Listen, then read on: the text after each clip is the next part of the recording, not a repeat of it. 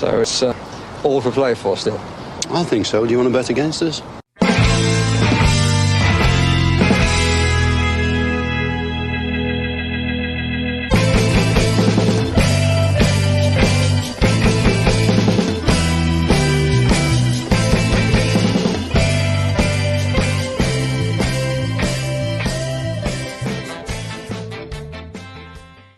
Hi, villains, and welcome to an absolutely fantastic post-match pod. Aston Villa 6, Brighton 1. What a fantastic performance from minute 1 to minute 98 from Aston Villa.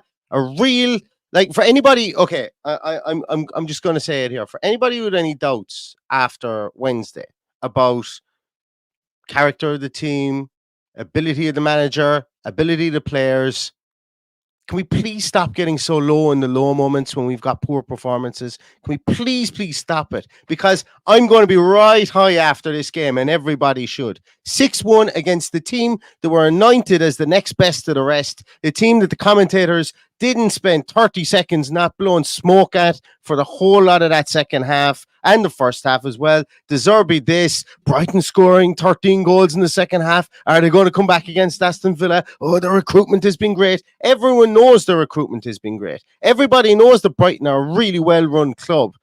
But Aston Villa absolutely destroyed them, made them look second-rate today, shackled them and marshalled them. There was talk there about they spent 3.5 minutes talking about Billy Gilmour. Aston Villa destroyed Billy Gilmour today. That was the person they went for, literally went for him in the first half. And Villa get the just desserts today. 6 goals at home against Brighton. 6 goals. Like, it's incredulous stuff. One of the best wins, probably like since the 7-2 for Liverpool, the best win that Aston Villa have put together in the Premier League. I'm open to correction on that, but the best win. Fantastic stuff. Third in the league until tomorrow. 15 points from a possible 21. And we've just dismantled the team that's been anointed the best of the rest by the footballing public. What a fantastic performance. I'm going to bring in Paddy because Paddy's just joined in there. I couldn't wait to get on. Paddy, stuff of dreams. 6-1 versus Brighton. Well, I don't think anybody in their right mind would have bet on that one anyway, that's for sure. Look, it was a masterclass in the first half. Their subs changed the game a little bit at half time. But my God, did we respond at the end? Like, it's just absolutely amazing. I was nearly late. I was going to do a bit of shtick at the start, and I was going to pretend like I'd forgotten I'd gone live as I was checking my my fantasy football team. Having Ollie, well, I play in fantasy draft more than I would in normal in the normal fantasy league with a group of mates. I play in the draft, and I have Ollie Watkins. No, not just to be different, because it's that's the one that I look after because it's amongst all my mates, and I've Ollie Watkins. So 3 goals and an assist is going to look nice in that. On that sheet, for sure. But I must say, Aston Villa were absolutely amazing from minute 1 till 98. As I said, we looked assured, we looked in control. We hammered their hammer. Like, you know, I said it beforehand, or I said it there before you jumped on, Paddy. You know, in the first 10-15 minutes, not only were we 1-0 up after 15 minutes, but we had put in some hefty challenges in Billy Gilmour, and made him, I suppose, like, we sat him down for good portions of that first half because we knew he was going to be their metronome if they were to get going in there with the young lad beside him, Hinchelwood, playing alongside him. We were kind of making them play through him and seeing what he was made of. And I thought that was a real astute tactic, to be honest. Yeah, absolutely did very well. And as a result, the outball to Matoma wasn't there. And Matoma was very quiet in the first half as well, albeit he was well marshalled by both McGinn and Matty Cash when he did get on the ball. You know, there's so much good in this. I reckon we don't have enough time to talk about how much happiness is available. And there's very little negativity on my behalf anyway. But I might say, just because I need to be fair, I don't believe the second goal or the third goal should have stood. I don't believe their first goal should have stood. Their only goal should have stood. But I'm guessing their goal stood because McGinn was off the pitch and is counted as being on the pitch because he came back on after the goal was scored. That's the only... The line was drawn between Emi Martinez and the player to see was he ahead of Emi Martinez, because you have to be behind the goalkeeper and one defender. That's the law. But sure, who knows who's making these laws, because we've seen now that you can stand in front of the keeper and block his vision like Liverpool did to us, and we did it again today. So for those people that say what goes around comes around, today your point is valid. But I think today we've pushed ourselves into the top 6 and into that argument, and maybe we'll get some kind of respect, which we didn't get off the commentators throughout the whole game. It was actually embarrassing. It really was embarrassing. How much smoke they blew up the arse of Roberto De Zerbi while he was fucking 3-0 down and then 6-1 down. It just makes me laugh and makes me cringe. And a commentator is talking about us going to Sarajevo on our holidays this week. Yeah. And they're going to Marseille as if to make it like an equivalency of the caliber of the teams that were out in the field. And Villa were up 4-1 at that stage. And they were saying Aston Villa are going to Bosnia, but Brighton are going to Marseille during the week. And we're like, who cares? Like, genuinely, who cares? We're not going to Bosnia. We're playing at home. Yeah, we're playing them at home. Yeah. We're playing them at home. Yeah. It's anyway. Madness. It's madness. Couple of comments there. I want to highlight because I think they're true. First of all, Matt Hanlon, thank you so much. Belated points for podcasters. Cheers, Matt. Thank you so much. I think tonight is good. I bought a bottle of Jameson Stout, the Stout edition, where it was what was it, aged in a stout cask. I'm going to enjoy some of that tonight. I think I am. Not that it's an expensive bottle of whiskey or anything. I'm just interested to see what it tastes like. Unai Emery then says, "So that look, we have Mister on the podcast today. The professor is here, and he said, and if Unai says it, it must be true. One of the best individual performances you'll see from a striker. I presume that's about Ollie Watkins. Gareth Southgate is here at Villa Park. The funny thing is, though, Unai, I imagine Gareth Southgate is there watching Lewis Dunk today, and he said 6 goals scored past him, and I thought he was pretty poor along with Webster today. I thought they had no idea where any of our strikers were when they pulled wide. But hopefully Ollie Watkins caught the eye as well. And also HSS makes a great point here. Our goal difference is 27 scored, 4 conceded in the last 10 home games. Bonkers, absolutely bonkers. In the league, we always have a chance at home under Unai Emery. 27-4 means we have at least 6 clean sheets in there as well, so that's some record. How did you do those, Mats? I don't even know how you got those. Well, it's 10 games. We only conceded 4, so the most we could have is 6. Oh yeah. Well, yeah. The most we could have is, or the least you could have is 6. Exactly. Yeah. Exactly. Paddy, talk to me. I suppose, look, there is loads in that game. There's 6 goals and we could stay here forever, but I do have a hard stop in this game as well. I do apologize for this post-match. I do. Paddy, you can keep going if you want. I just need to duck out in about 10 minutes time. You walk away. I'll have to go myself as well because I'm under a bit of pressure. Look, where do we start? The tactics were spot on. That's the most important thing today. I thought, like you alluded to that battle in midfield. The battle was won before the game even started. I thought I think it was a mistake putting that young lad in there, because as you say, with Gilmore marshalled very, very strongly, he found it very hard to get into the game. As a result, we won the midfield battle and won it at a canter in the first half. It did get a bit more expansive after half time. Fatty made a difference. He frightened us a little bit, got the goal in the end. Probably could have got a red card for his petulant kick out by the letter of the law. That's supposed to be what people do when they kick out after the whistle is gone and not intentionally laying a kick at the ball. But anyway, that's for another day. But I truly believe that this is our best team available to us. We were absolutely excellent. The only person I could label as not being at least an 8 out of 10 was Zaniolo. I thought he struggled to get into the game, and that's fair enough. It's going to take time, and I think we're finally seeing Diaby getting up to the pace of the Premier League and what's expected of him at this level. So, look, Zaniolo will get there. That's no slide on him. But I thought John McGinn was excellent. I thought Douglas Luiz was excellent. I thought Kamara was excellent for a long period of the game. Couple of errors in there.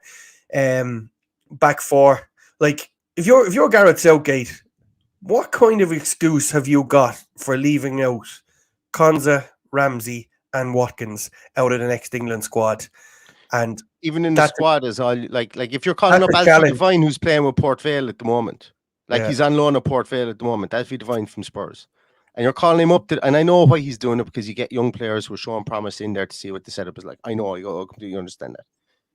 But Jacob Ramsey's never been in there to see what the setup is like.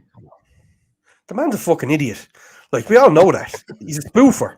So I'm just looking forward to the excuses, or if anybody will actually question him on it, why these players aren't in the squad. Because if we're pushing into third in the league for at least 24 hours, we're up there on merit because these players are playing well. Watkins hasn't had the best start of the season, but yet has scored 2 hat-tricks, and I think he's on 8 goals, is he, for the season? Fair play to him. Absolutely brilliant. He will score 20 goals, 7. no doubt, this season. Yeah. He will definitely 7. score 20 in all goals. competitions. Yeah. Yeah. And he's the But, first person to score 2 hat-tricks since Andy Gray. I had that. Somebody said, put that in. I want to put their name in lights. Matt said, first player to score 2 hat-tricks in a season since Andy Gray, and the season isn't even 10 games old. In the like, he could score another one this year. You know, so I hope he does. I hope he scores a few. Yeah. I do too. I absolutely do. I'm just looking up something here. Paddy, keep on talking there. Talk to me about Douglas Luiz, first player to score 5 goals in 5 consecutive home games for Aston Villa since Dwight York as well. I hadn't even realised that. No, I forgot that he was on 4 in a row. Okay, he's absolutely amazing. The amount of talent we have now at our disposal, it's just a question of if we can just play our strongest team in every game, we're going to be there or thereabouts for European football. I'm biting my tongue here and saying Champions League football, but we're in 3rd place, and we're in 3rd place on merit, having only lost to Newcastle and to Liverpool. So they're 2 people we would expect to be either ahead of us or very slightly ahead of us. So I think we've been true to form in the league. We're all very pissed off over the other night. That's fair enough. But for me, that is truly the type of performance that we would hope we could put. And again, even against lesser opposition than Brighton, I'd like to see this done on a regular occasion. Me too. Yeah, absolutely. And look, I suppose. No, look, tonight's. It's not time to get into the conversation I was going to get into now, because let's keep it jubilant. Let's keep it, because it should be jubilant, because it's going to be like it would be, bar winning a cup or the last game of the season, going into a game for us to finish in the top 4 and get into Champions League football. This is going to be our biggest result of the year until the next big one, is exactly what I'm saying. Because 6-1 against Brighton, as I said, is so good. It's the 3rd time I'm going to say it. The team that were anointed by everybody else as being the best of the rest, which they were last season. I suppose, really, when you think about it, finishing 6th in the league, we're anointed for that. We've gone out, we've dismantled them. We've been dismantled this year already. We talked about bounce back ability, Paddy. We made the joke about Ian Dowie, and you talked about Tim Lovejoy. If that's not bounce back ability, they should change the Oxford Dictionary definition to bounce back ability. Just watch Villa versus Brighton on the 30th of September 2023. That's all you got to put in there, because that's the definition of it. To come back and to be able to win 6-1 against a team that was, and look, I said it beforehand as well, they're a team that are the sum of their parts. They really are. And Aston Villa have better individual players. And I think today the individuality of our players really shone through it a lot of times. McGinn's passed through to Watkins for the goal. McGinn can do that. That's fantastic to see. Welbeck can't do that anymore. And this isn't about Brighton versus Villa thing. It's just what we saw today. You know, Diaby, you mentioned about Diaby. Watkins' play in general today was just absolutely outstanding. It was brilliant. He is a 10 out of 10 today. He's 20 points already got in fantasy football. I would imagine he's going to get the 3 bonus points. If he doesn't, I don't know who's picking that. But, you know, it's little bits and pieces like that we saw today. Konza, again, I've been screaming and looking for somebody to stand up as a leader. Ezri Konza is standing up as that leader. And I've never been so happy to see it, because he's puffing his chest out, grabbing a fellow by the collar today, standing up for himself. You know, I'm okay with that. He was on a yellow card. I wouldn't have been okay with it if he got sent off. But in the circumstance that happened, I think it set down a good marker against Ansu Fati. And, you know, other players there that I thought stood up there. I thought Boubacar Kamara today was really, really, really good. Hope he isn't injured, because today was what I wanted to see from him, because once again, his position was defined today. Yes, he wasn't playing in between the back 2, But what he was doing was he was the furthest midfielder back. And if you noticed in the first half why we got so much joy, Douglas Luiz was right up there. If you go back and watch the first half, I made a note. Douglas Luiz is right up there. Our high press was super high. Like we were defending in their half when they had the ball during the first half. And I think we were okay doing that because for all the greatness Devin Ferguson has, he doesn't have lightning pace over 50 yards. He was very quiet today. I'd love to actually look up how many touches of the ball he had today. But really, they were relying on Matoma today, and that was their outball, and we didn't let them get that outball to them, Paddy, as you said there, because we shut them down up top. Gilmore, we went at him, we hammered the hammer there, and Estupiñán taken off at half time. That really nullified their defence, it really nullified their midfield, and it really nullified their attack. So round of applause for the professor today and the way he put that team together, and a round of applause for the players and how they executed the plan that he put together. So just a flawless performance, I think, even though we conceded a goal, which was silly, flawless performance, I think, all around. I have a question for you, Neil. Yeah. Did you notice any soaking wet jerseys today? I didn't notice any soaking wet jerseys today, Paddy, but I didn't think about it until you just asked me. I'm watching John McGinn here in the post match. He looks a small bit off color, but it doesn't look stuck to him. It's wet, but it's not as bad as we've seen. So it looks like they've rectified the situation. I saw Matty Cash at one stage, and it was bone dry after about 20 minutes. But I realised he had an Under Armour underneath it. So I wonder if that's it. McGinn, but the rest of them were all fairly dry. I think they've like even if you're wearing an undergarment, it will still bring the water to the front. But anyway, maybe they've done a job on it, and maybe they've sorted it out. I'm looking at it here, McGinn, and as I say, it's wet, but it's nothing like we've seen so far. It's not been like as if they've been underneath the shower, you know. And plus, it was raining. It was raining in Birmingham. It was raining. Yeah, it was raining in Birmingham today as well. Yeah. Exactly. Where are we? Thank you so much, Philly D. Amazing Brighton lose 6-1 to poor Aston Villa. That's what the pundits would have you believe. Yeah, we might get that meme about us in a positive way today, where Alex Ferguson said, I thought Aston Villa were brilliant after the Newcastle game, and everyone was scratching their head. We might get the whole, I thought Brighton were brilliant after Villa beat them 6-1. And look, Brighton are going to have big results. They've had big results this season already. They're obviously fourth in the table. We're third, but they're fourth in the table for a reason. And they're going to have some really, like, they're going to frighten some teams, but they couldn't frighten us today. And teams should be looking at us going, okay, if this team figures out how to manage, as I said before, it's not a case of just turning up and playing football games when you're professional.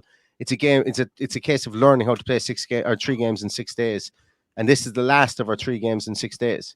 Sorry, no, it's not. The last sequence you had was 3 games in 6 days, and this is just something that we got to learn how to play. You know, we got to learn how to play this now, and and if we keep on, you know, if we have 2 or 3 or 4 more results like that over the course of the year, we'll be just fine.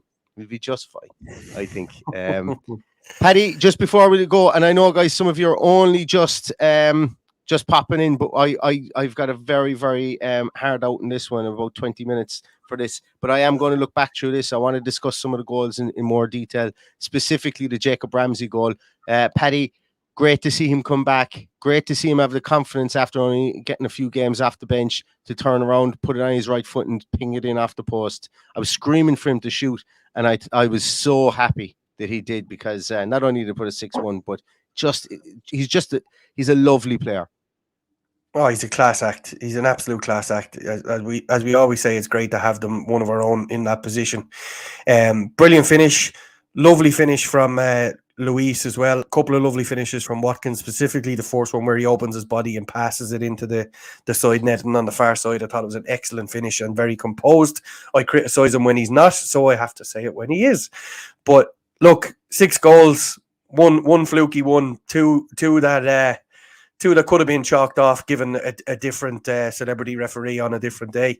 So let's just enjoy the fact that we've got the rub of the green to a certain extent today, and we deserve the rub of the green because we were by far and away the best side. We absolutely bossed it, but for a 15-minute period after halftime, it was ultimately the most professional performance I've seen under Unai Emery. We haven't done it for a full 90 minutes. We got 60 minutes of it today, and I'm very, very... we got more. We got 75 minutes of it today, which is excellent. I think we got more than 75. I think there was 90 minutes. I think there was 90 minutes. No, we got a good defensive... But obviously, we made a mistake for the goal, and, you know, but for that 15 minutes, we kind of stood off them and said, let's see what you have.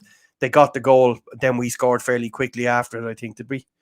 No, we didn't. 15 minutes between Fatty's goal and Watkins' next one.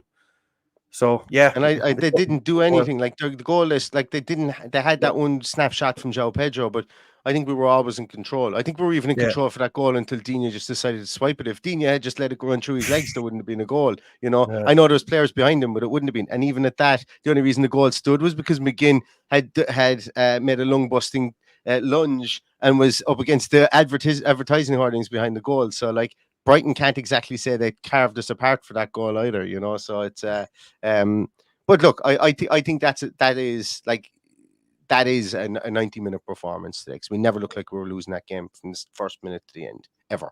And I think, look, that's what we want.